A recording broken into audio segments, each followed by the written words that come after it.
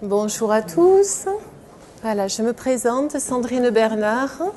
Donc, j'interviens pour la société Maïcéa et je suis coach et formatrice en développement personnel, donc hypnothérapeute. Voilà, de proposer justement l'hypnose érectionnelle et l'énergétique aussi. Donc, travailler en énergie avec l'imposition des mains à travers le corps pour libérer au fur et à mesure des choses inconscientes parfois bloquées au niveau des cellules du corps. Voilà, donc je suis installée depuis à peu près 6 ans sur la région de Toulouse, Plaisance du Touche, où voilà, temps complet, et à peu près depuis 10 ans sur justement la pratique de tout cela, tous ces domaines-là, autant dans l'hypnose, dans l'énergétique et aussi la connaissance de soi. Connaissance de soi qui a à travers deux outils qui sont l'analyse transactionnelle ainsi que l'analyse comportementale, afin de mieux se comprendre justement. C'est là où il est important de se comprendre pour permettre de mieux libérer, lâcher prise, ce fameux lâcher prise du corps, afin de libérer et mieux stabiliser ce corps. Car ce corps lui parle beaucoup, il déclenche beaucoup de choses, voire des problèmes de santé, plus ou moins, des blocages. Et ce corps, voilà, petit à petit, apprendre à l'écouter, savoir qu'est-ce qu'il nous dit, ce corps. Voilà, être à l'écoute de soi, de ce corps, mieux le comprendre, afin de mieux le stabiliser. Et de mieux stabiliser aussi les situations, car parfois les situations sont très parallèles par rapport à ce corps physique également. Voilà. Et des fois on me demande, mais comment vous êtes arrivé à ce métier-là? Donc moi c'est assez récent parce que ça fait une dizaine d'années et j'y suis allée tout doucement au fur et à mesure avec certains soucis personnels. Donc au départ, à l'enfance déjà, à partir de l'âge de 8 ans où j'ai eu un problème de dos, de scoliose, et là où il a fallu que je porte un corset. Voilà, un corset, pour moi, ce corps parlait, mais je ne le comprenais pas. Ça a été un enfermement dans un corset. Bon, ce corps, ça a été cette solution, en tout cas du moment, pour permettre de stabiliser ce corps. Voilà, donc pendant à peu près 6 ans dans un corset, où là c'était un enfermement intérieur, et dès que je l'ai enlevé, c'était wow, une liberté, une grande liberté, donc envie de profiter de la vie et de profiter. Et ce corps, il avait besoin de bouger, tout le temps de bouger, d'être dans l'action, sans comprendre pourquoi, ce qu'il exprimait, ce qu'il voulait dire. Voilà, donc il avait besoin de bouger, c'est là où j'étais dépendante du sport. Enfermée pendant 6 ans, à peu près 7 ans, et là ce besoin de bouger, donc ce corps physique à faire du sport tous les jours, dépendance de ce corps physique à bouger, footing, les tétés, faire de la musculation, toujours dans l'action. Et d'où cette dépendance tous les jours, et ce corps lui commençait à bloquer, à faire mal, à envoyer des informations.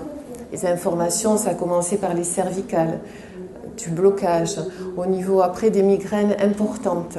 Après, il y avait ses épaules qui se bloquaient aussi petit à petit, avait des maux de ventre aussi importants, à se pliant de ne pas pouvoir avancer, travailler, digestion difficile, les genoux, ménisques à force de courir aussi, tassement, les lombaires, hernie discale.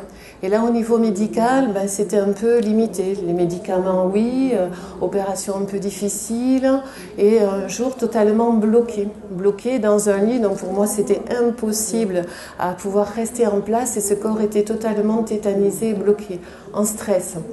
Et là, j'ai entendu parler de l'énergétique. Énergétique, donc avec une sciatique importante, des doubles hernies discales. L'énergétique, je me suis dit, bon, au point où j'en suis, je vais essayer, pourquoi pas. Pas d'issue, je n'en peux plus, autant essayer. Et là, grand désespoir, en n'ayant pas trop cette ouverture aussi d'esprit sur l'énergie, pour moi ça ne me parlait pas du tout, très cartésienne, parce qu'à la base j'étais comptable, donc plutôt sur du concret, sur du logique, et là pour moi c'était pas trop logique, mais bon, j'ai eu envie de connaître. Et là, l'énergie, pour moi, donc ça a été le Reiki. Voilà, un travail énergétique en Reiki. Et là, une grande ouverture. Mon corps a de suite, boum, lâché. Et il a pu se libérer, ce fameux lâcher-prise. Donc, j'étais plus en stress et bloquée avec des douleurs et des souffrances. Et là, à un moment donné, libération de cette sciatique, justement, lombaire. Et ce corps a libéré et a plus relâché. Et là, je me sentais, plus légère, comme vidée, une sensation de vide d'un seul coup. Et là, je me suis dit, il y a quelque chose à comprendre. Je vais beaucoup mieux. Ce corps réagit totalement différent, mais je ne comprends pas. Donc petit à petit, je suis allée dans la formation. J'ai commencé par le Reiki, c'est une énergie parmi tant d'autres, une méthode. Le premier niveau, deuxième, il y a plusieurs niveaux, voilà, à prendre. Au fur et à mesure, après, c'est être maître Reiki et initié. Donc j'ai initié aussi pour pouvoir permettre aux autres de le faire sur soi. Important de commencer d'abord par soi et après le transmettre. Et au fur et à mesure, dans la vie, de situations où je me suis intéressée à la psychologie, à l'analyse aussi, pour comprendre.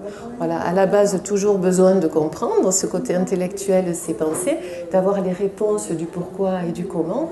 Le côté énergétique, où là, j'ai fait sur moi, bien sûr, de pouvoir le transmettre aussi sur les autres. Et parfois, une situation aussi qui me revenait. Personnellement, une situation de séparation. Voilà, je vivais à chaque fois des séparations comme des abandons. Des abandons, je me suis dit, mais pourquoi j'ai toujours ces situations récurrentes qui viennent et qui reviennent surtout. J'ai l'impression d'avoir tout compris, d'avoir lâché prise aussi, stabilisé ce corps émotionnel, mais je ne sais pas pourquoi il y a des situations qui reviennent et qui m'amènent dans des situations d'abandon. Comme si dessous, donc petit à petit à se connaître, la peur de l'abandon. Voilà, ça j'avais pas encore la réponse et je me suis ouverte à l'hypnose. Me dire, tiens, le subconscient, bon, des choses enfouies, pourquoi pas. Je vais tester, je vais essayer pour voir ces situations récurrentes qui reviennent. Donc j'essaie l'hypnose, et là l'hypnose en régression, c'est-à-dire partir dans le passé, derrière, et petit à petit, bon, là ça a été une révélation, le fait de me retrouver dans le ventre de ma mère et de pouvoir ressentir totalement ce qui s'était passé. Et là, j'avais beaucoup de réponses, j'ai conscientisé et compris, et surtout ressenti. Voilà, parce que moi, ça passe beaucoup dans le ressenti. J'ai ressenti, en fait, totalement l'abandon. La colère, l'abandon. Voilà, et j'ai compris, parce que mes parents, en fait, avaient déjà 2 enfants, frères et sœurs, et qui, la troisième, un peu imprévue, donc je suis arrivée après, et c'était la surprise. Voilà, je dirais une belle surprise aujourd'hui, dans l'acceptation et la compréhension. Voilà, donc c'est dans cette situation où je suis arrivée à un moment donné qui n'était pas très prévu, et là où j'en ai ressenti totalement ce qui se passait à l'intérieur. C'est là où nous sommes tous à l'intérieur, je dirais, de ce qui est ce ventre intérieur, et dans les émotions et le ressenti des parents. Et à la base surtout de la mère aussi, ce qu'elle ressent. Donc là, il y avait de la colère, c'était pas le bon moment, avec des émotions de rejet un petit peu, et d'abandon. Voilà. Et chez moi, ça m'a beaucoup parlé.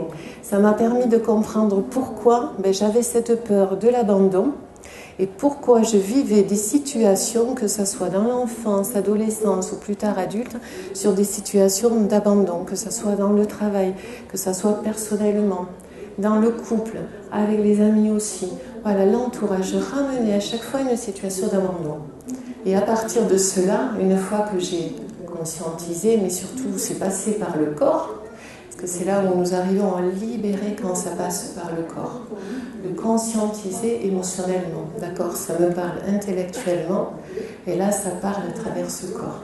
Et là, oui, ça a permis de libérer et de permettre de ne plus amener ces situations de séparation ou d'abandon au fur et à mesure. Voilà, l'hypnose.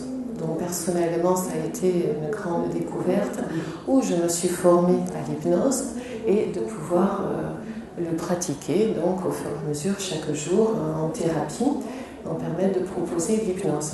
Et là où l'hypnose est très vaste, nous pouvons travailler autant dans le futur, le présent et le passé. Il n'y a pas d'espace-temps dans l'hypnose.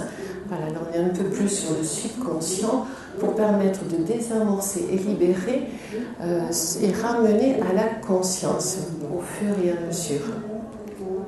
Voilà, comment petit à petit je suis venue en faire ce que je fais aujourd'hui, de pouvoir le pratiquer pour moi, bien sûr, le pratiquer pour les autres personnes, donc en ayant un cabinet installé à Plaisance-du-Touche, dans la région toulousaine. Voilà, et de pouvoir proposer autant des rendez-vous individuels et des formations également, parce que c'est là où nous pouvons tous, je dirais, pratiquer et faire soi-même, autant en énergétique qu'en hypnose. Voilà, ça s'apprend tout simplement. Il n'y a pas de don, je dirais, particulier. C'est pas un don. C'est nous sommes plus ou moins sensibles à cela. Donc c'est libérer quelque part ce qui est un peu bloqué et saturer nos peurs, ce besoin de maîtriser, libérer tout cela pour permettre de mieux percevoir et écouter ce corps. Justement. Ce corps, lui, parce qu'il est réactif. Il est réactif souvent avec l'extérieur. L'extérieur, c'est-à-dire des situations qui se passent comme aujourd'hui dans le monde. On le voit dans le monde, quand on allume la télévision ou les journaux, qu'est-ce qui se passe? Donc il y a des guerres, il y a de la difficulté, bien sûr, des licenciements, entreprises, de la pression. C'est là où c'est difficile de se dire, mais finalement, qu'est-ce qu'on en fait de tout cela? Donc ça réveille parfois des peurs conscientes, inconscientes. Voilà, des peurs en fonction de soi. Donc dans la société, les entreprises, dans le travail aussi, on entend de plus en plus parler de burn-out. Et ce travail qui est là en entreprise, où il y a la pression, il y a le chiffre, c'est là où de se ressentir comme être un numéro. Et peut-être l'humain mis de côté, l'humain est peut-être pas trop important. L'important, c'est ce qu'est la personne là, et ce qu'elle va amener au niveau du travail, le résultat, le chiffre. Parce que pour les entreprises et les sociétés, ce qui est important, c'est le chiffre. Bien sûr, c'est ce qui permet d'avancer dans la société et faire avancer cette entreprise, éviter surtout qu'elle soit en difficulté. C'est pouvoir prendre les deux en compte, autant l'entreprise que l'humain, peut-être. Et si les deux sont pris en compte, c'est là où ça permet de mettre un équilibre. Voilà, voir comment nous sommes situés dans cette entreprise, comment nous la vivons. Et qu'est-ce que nous allons chercher inconsciemment dans le travail aussi. Est-ce que nous allons chercher dans le travail un revenu, un salaire, un papier surtout en revenu? Ou est-ce que nous allons chercher dans ce travail une reconnaissance, un lien affectif? Voilà, et c'est là que quand nous allons chercher petit à petit peut-être une reconnaissance ou un lien affectif, ça peut être dangereux. Ça peut être dangereux parce que ce corps, lui, il va être illimité. Il ne va pas avoir de limite. Donc il va dire oui au fur et à mesure dans ce qu'on lui demande au niveau du travail.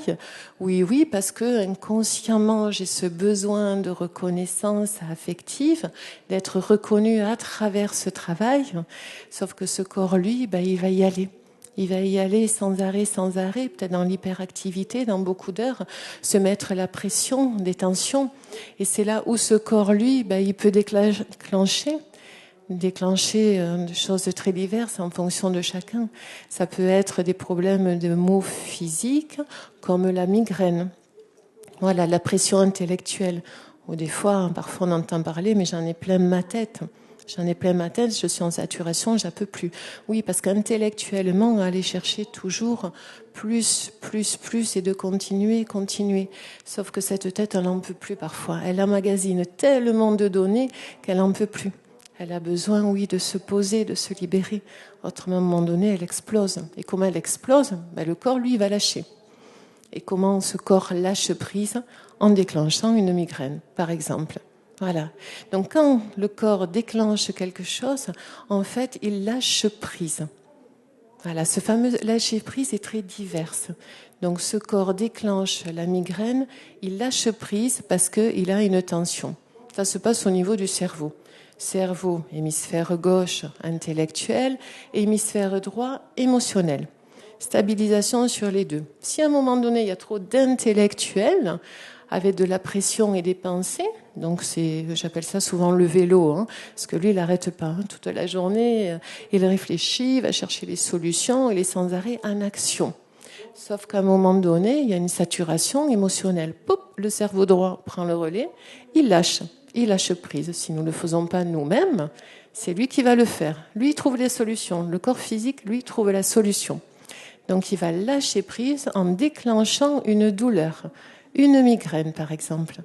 Voilà. Ou des sifflements au niveau des oreilles ou des sinus, un rhume, ou mal au niveau des yeux, ou sinon la vision se trouble. La vision peut aussi être déclenchée. Un peu plus difficile, donc, au niveau de la vue. Ça peut être au niveau de la gorge aussi. On est un peu plus sur le haut. Problème de cervical également. Quand il y a une pression, ça va se répercuter devant et derrière aussi, cette pression cervicale, épaules, et tout doucement, ça peut être aussi au niveau du cœur, au niveau des poumons. Là, on est un peu plus basé sur l'affectif. Donc, s'il y a ce besoin, par exemple, de reconnaissance au niveau du travail ou à l'extérieur, c'est là où ça peut se situer ici. Voilà, alors je suis un peu plus dans le corps, mais qui dit cette énergie aussi. Tout ce qui affecte ici va se remonter au niveau de ce corps, au-dessus de la tête. Voilà, où ça peut descendre aussi petit à petit. Au niveau du ventre, c'est là où on appelle ce ventre ce deuxième cerveau. Je ne sais pas si vous avez entendu déjà parler de ce deuxième cerveau. De savoir, lui, ce qui déclenche. Donc lui, il ressent tout. Tout est là, toutes les émotions et les ressentis se passent à ce niveau-là, avec ce plexus solaire au milieu. Ça fait qu'en fonction de comment nous sommes, nous allons bloquer, l'énergie va monter et bloquer, déclencher sur le haut au niveau de la tête, ou sinon descendre et bloquer au niveau du ventre émotionnel. Et quand le ventre, lui, ses émotions sont bloquées, parce que c'est là où il y a trop de tension, à force de prendre et d'emmagasiner toutes ces données et de faire, c'est là où le ventre, lui, il va bloquer. Il va bloquer et il va déclencher un problème digestif ou un problème de côlon, un problème de foie ou de vésicule biliaire et ainsi de suite. C'est tout ce circuit-là qui se fait. Voilà, donc de faire l'action amène que ce corps, lui, il emmagasine, mais des fois, il n'a pas le temps de digérer. C'est-à-dire de valider toutes les données. C'est là où ça lui demande de se poser de temps en temps, voilà, amener l'émotionnel, la conscience, pour se poser et permettre d'amener une intégration au niveau du corps. L'intégration des données amène l'intégration, acceptation et libération aussi au niveau des organes au fur et à mesure. Donc une meilleure digestion et évite que ce corps déclenche aussi des problèmes au niveau du ventre. Et si devant c'est trop saturé, ça va se répercuter au niveau du dos. Le mal au dos aussi. C'est là où le dos, lui, répercute sur tout ce qui se passe émotionnellement devant. Ça peut être au niveau des lombaires, des cervicales sur le haut, les lombaires aussi. D'avoir du mal à se placer. Donc là, on a un peu plus, quelque part, l'affirmation. Ce corps lui parle au niveau du bassin, selon la position, c'est-à-dire l'affirmation et la position que j'ai dans l'entreprise, dans la société et souvent reliée à la famille enfant. Alors, on peut parler peut-être de racines aussi. C'est selon comme nous acceptons les situations du passé et du présent que ce corps, lui, va parler et va être. Donc ici, basé comme un arbre, a des racines. C'est comme si ce bassin-là, et qui descendait, était des racines. Donc là, les racines, c'est nos aïeux. Nos aïeux, notre passé, nos parents, notre histoire familiale. Et ce corps, en fonction de cela aussi, il va réagir. Donc si la confiance, l'enfant, quand il a été petit, a été valorisé en confiance et mis en autonomie, là, les parents aident normalement, dans l'idéal, à être autonomes, que cet enfant puisse grandir et avoir confiance et être dans l'autonomie pour qu'il puisse, lui, partir après. Partir et se sentir bien ancré, on peut parler d'ancrage, être bien placé, positionné et avancer tout doucement en autonomie. Donc il y a l'équilibre au niveau des hanches et qui fait au niveau des jambes aussi.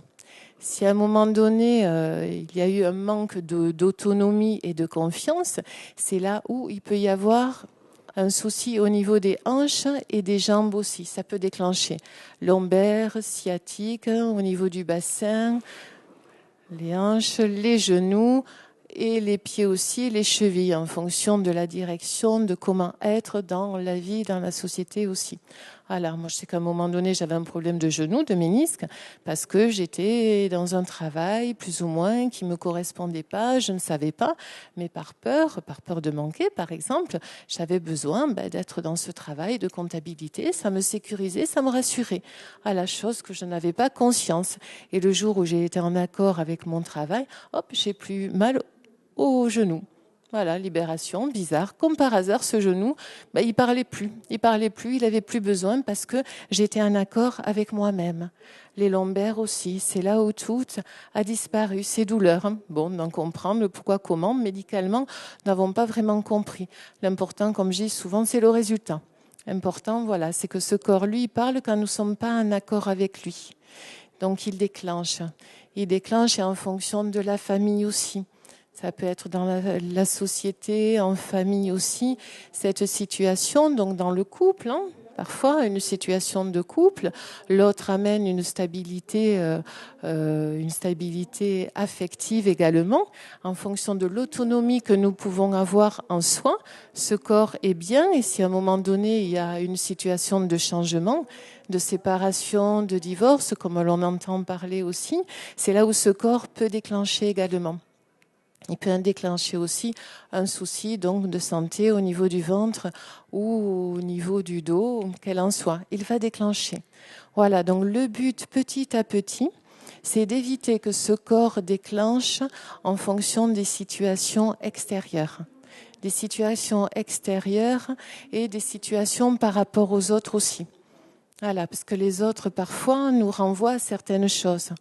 Donc c'est d'accrocher avec certains, se dire tiens ben là ah oui je vais vers l'autre parce que ça m'attire et je suis bien avec l'autre, et certains se dire hop là non surtout pas, là au contraire j'évite, j'en ai peur parfois, ça me renvoie à certaines choses, je ne peux pas. Voilà, le but c'est de pouvoir être bien, quelle en soit la personne qui est en face de soi. Qu'elle en soit au niveau familial, que ce soit dans le couple, avec les enfants aussi. Parce que parfois les enfants nous renvoient certaines choses et se dire, ben là, c'est difficile d'éduquer, ou il y a un souci avec des enfants. Voilà, moi je vois, j'ai des parents qui viennent de plus en plus, où ils ont un souci avec leurs enfants. Ils n'arrivent pas à les aider, à les comprendre. Ils veulent les aider, mais eux-mêmes ont du mal à se comprendre. Donc c'est là où ça met des conflits. Ça met des conflits, ça met la difficulté, les enfants ont de la pression, les adolescents, ça peut créer des échecs scolaires, des choses importantes parfois, tellement que ce conflit est lié. Donc le but petit à petit, en effet, c'est de pouvoir mieux se connaître, mieux s'accepter pour pouvoir mieux comprendre aussi cet enfant qui est. Ce que l'enfant renvoie souvent une partie de soi. Voilà, donc petit à petit d'amener à cette connaissance de ce corps, ce que lui nous parle, et au fur et à mesure d'être bien aussi quel en soit ce qu'est l'autre. Donc l'autre est très différent, il peut être dans l'entreprise aussi. Donc on entend souvent parler dans l'entreprise de problèmes de relationnel aussi. Relationnel à travers les collègues, à travers la hiérarchie, de personnes qui sont plus dans le pervers narcissique aussi, on en entend parler, ou de manipulateurs, ou je ne sais quoi encore. Voilà, le but c'est de se dire, tiens, cette personne-là, qu'est-ce qu'elle me renvoie ? Pourquoi je me retrouve aujourd'hui dans cette situation dans l'entreprise, me dire, là je suis face à une hiérarchie qui est dure, difficile, qui essaie de me manipuler, qui me manipule même, à se retrouver dans un état physique de dépression, parfois, de saturation intellectuelle, ne plus arriver à travailler, en être malade même parfois. Et là se dire, bon, il faut quand même se dire, est-ce que c'est la faute de l'autre ? Donc de pouvoir se dire est-ce que l'autre va partir ou pas, mais là c'est dépendre de l'autre. Le but c'est de pouvoir dépendre de soi-même et ne pas attendre le changement chez l'autre, parce que les autres ne changeront pas. Et la société ne changera pas non plus. Nous sommes obligés d'accepter ce qu'est cette société. Nous n'avons pas le choix, nous devons faire avec. Nous sommes obligés parfois dans le travail de faire avec notre collègue, notre hiérarchie, avec cet environnement. Nous n'avons pas le choix non plus. Donc le but, c'est pas de partir, se dire la situation me convient pas, ok, je pars, licenciement, ou je m'en vais, et voilà. Sauf qu'à un moment donné, la situation peut revenir. Tant que nous n'arrivons pas à désamorcer la situation, cette situation peut revenir. Donc c'est d'éviter de partir, comme je dis parfois, c'est éviter, mais c'est de fuir. Fuir le problème mais qui est de l'extérieur, certes, mais surtout l'intérieur. C'est peut-être la peur de l'autre, la peur du conflit, qui fait que inconsciemment il y a des choses et des événements qui arrivent. Il y a des conflits justement où l'autre donnait plus de pouvoir, qui fait que ce manipulateur peut-être laisse l'opportunité de me faire manipuler. Voilà, il n'y a jamais de manipulateur sans être manipulable. L'un ou l'autre, c'est se poser la question justement. Voilà, qu'est-ce que l'autre me renvoie? Qu'est-ce que la situation me renvoie? Donc la base de tout, ce sont les peurs. Les peurs de chacun de nous, c'est là où nous en avons tous. Le but, c'est de pouvoir les connaître pour mieux savoir qu'est-ce que cette situation nous renvoie et comment mieux la gérer. Parce que quand nous n'avons pas de réponse sur nos peurs, c'est difficile. Donc là, c'est l'extérieur qui va nous les amener au fur et à mesure. C'est dans l'entreprise où les autres vont nous ramener et dire « Wow, là, il y a quelque chose qui me déstabilise, mon corps se bloque. » Il se bloque parce que dessous, il y a une peur. Une peur, donc tant qu'elle est inconsciente, le corps physique déclenche. Et plus elle est en conscience, cette peur, et plus ce corps peut se stabiliser. Voilà, au but, au fur et à mesure, c'est de pouvoir conscientiser tout cela, ces peurs, cette connaissance de soi, afin de mieux stabiliser ce corps.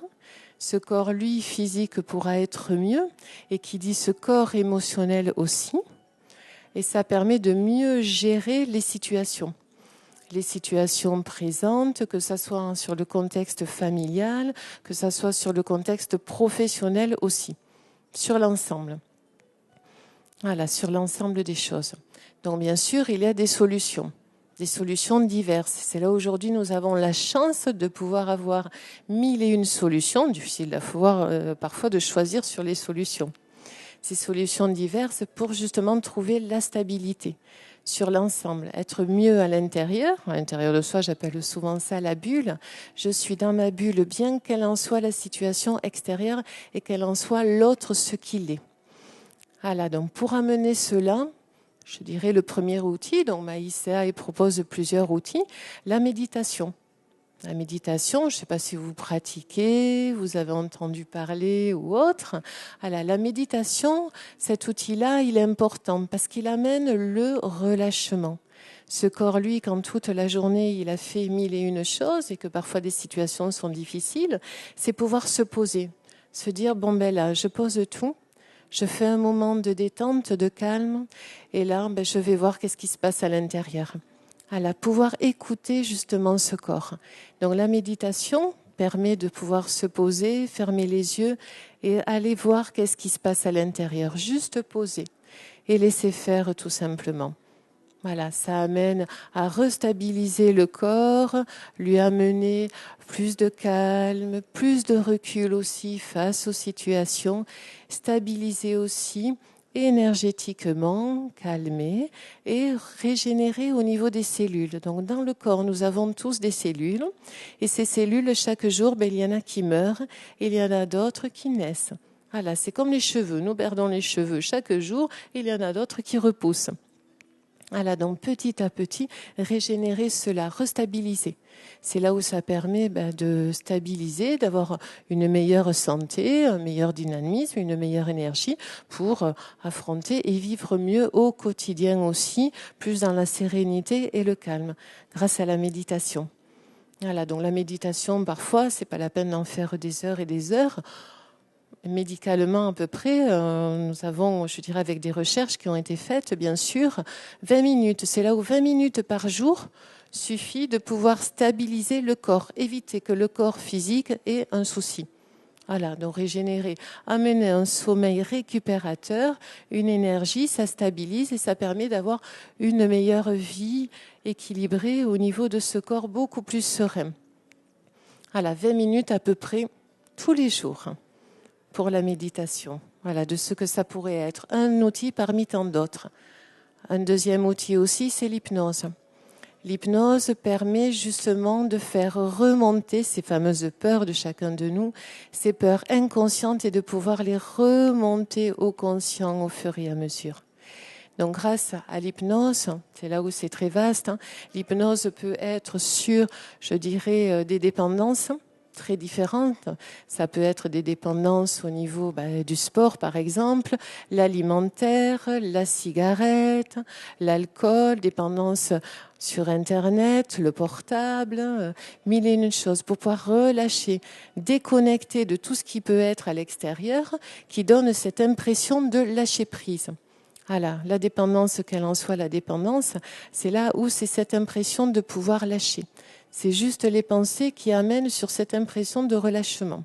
Voilà, là c'est de lâcher par exemple la cigarette pour relâcher et permettre de stabiliser. Voilà, stabiliser et amener un relâchement et une autre croyance. Voilà, parce que l'hypnose, en fait, parfois, un exemple, je crois que j'ai besoin de la cigarette pour être bien, pour me sentir relâché. Se dire, tiens, cigarette, waouh, je me sens détendu. Voilà, une fausse croyance, bien sûr. Mais c'est là où le corps, lui, fait comme il peut, il a trouvé cette solution pour l'instant. Donc justement, cette croyance, c'est à travers l'hypnose et c'est là où ça demande à être sur cet état hypnotique. C'est-à-dire de pouvoir se relâcher dans cet état méditatif et de sommeil paradoxal. On appelle ça le sommeil paradoxal. Se détendre, se relâcher et là pour pouvoir amener l'information au subconscient. Donc c'est que dans cet état-là, cet état méditatif et de sommeil paradoxal, que l'information pourra arriver au subconscient. Et ce subconscient, lui, envoie l'information au conscient. Voilà, parce que si consciemment, je sais que j'arrête de fumer, je vais aller mieux, j'arrête de fumer, je vais aller mieux, consciemment, ça marche pas. Se dire, ok, de ce que je veux, mais en ce que ce corps, lui, il fait ce qu'il peut, il y a un décalage. Ça doit passer par cet état-là, cet état émotionnel par le corps. Et là, c'est le subconscient. Donc, lui envoyer une information pour lui permettre de croire que sans cette cigarette, ben, il est libre maintenant. Il est libre, il respire, il se relâche, il peut totalement relâcher sans ce truc même qui est là et qui a disparu de ce subconscient et le conscient n'y pense même plus. Et même parfois le conscient, donc certaines personnes viennent me voir pour arrêter de fumer, y croire plus ou moins, se dire, bon, il y a cette dépendance, elle est importante, testons, essayons. Voilà, ils essaient et en sortant se dire, bon, quand même, c'est un peu bizarre, hein, normal, ça c'est subtil, et ils essaient de fumer. Et là, d'amener au niveau de la bouche, hop, il y a un rejet. Il y a un rejet, c'est dire, mais c'est bizarre. Oui, subconscient, envoyer une information, du coup, dès qu'ils amènent à la bouche, ben, il y a un rejet, ils ne peuvent pas. Il y a un dégoût qui se crée. Voilà, c'est pouvoir lui envoyer à ce fameux subconscient où j'appelle ça la matrice. La matrice, ce sont toutes les données, et les données depuis bien longtemps, depuis la conception, justement, ces données. Donc ces données qui sont là en croyant plein de choses et ces données qui ont été transmises dès, je dirais, les parents. Les parents qui, eux, croyaient déjà certaines choses et qui ont transmis à l'enfant. Et l'enfant, lui, dès la naissance, il arrive avec des croyances. Avec des croyances, des peurs qui vont, au fur et à mesure qu'il va avancer dans la vie, il va déclencher émotionnellement en fonction des situations. Voilà, pouvoir avec l'hypnose, cet outil qui est, je dirais, illimité et incroyable, de pouvoir désamorcer cela. Faire remonter toutes ces peurs inconscientes au conscient, stabiliser afin d'être beaucoup plus libre. Les croyances sont parfois très limitantes en fonction des valeurs, de l'éducation, de tout ce que nous croyons. Une fois qu'on libère ces croyances, ça permet d'être dans l'illimité et qui dit aussi la confiance en soi, confiance en la vie, quelles en soient les situations, quelles en soient les autres, confiance en soi et non confiance aux autres. L'important, ça démarre par soi, c'est j'ai confiance en moi et automatiquement j'ai confiance en l'autre vu que j'ai confiance en moi. Et pas l'inverse, parce que parfois nous avons tendance à donner peut-être la confiance à l'autre, mais c'est dépendre de l'autre. Donc là, c'est un peu dangereux aussi, parce qu'en fonction de ce qu'est l'autre, ça peut désamorcer ce que nous sommes nous, et surtout déstabiliser. Qui déstabilise parfois au travail, en fonction de la croyance que nous avons de l'autre, ou sinon au terme familial aussi, qu'elle en soit, dans tous les domaines. Voilà, petit à petit. Donc l'hypnose est un outil qui peut aussi être dans la préparation dans le futur, préparation d'un un examen, pour mieux appréhender un voyage, un changement, un travail, un entretien.